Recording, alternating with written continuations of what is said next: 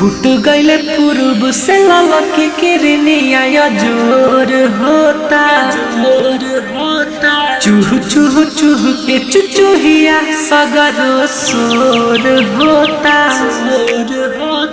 दर्शन करे खातिर भगतन के जुटानवा भइले ना ए देवी मैया खोली नाहे नयनवा अब बिहानवा भइले ना ए देवी मैया खोली नाहे नयनवा अब बिहानवा भइले ना बिहानवा भइले म्यूजिक बाय नीजू निर्मल।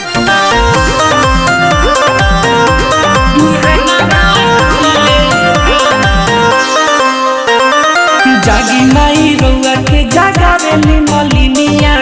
हाली से दर्शन देखा दी खार बारे भगतन आई के दुआरिया उनकर भगिया जगा दी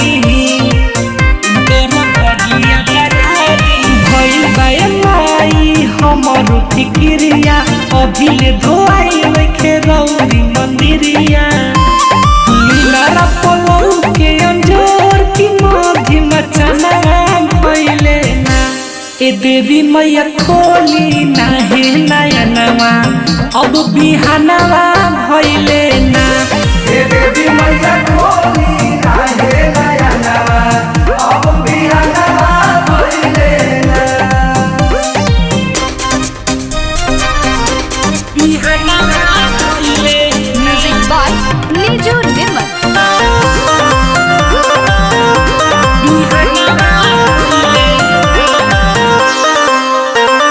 हाली से खोली माई अपन अखिया सौगन के जियारा जुरा दी सभे ले ले खारबार पूजावा के थाली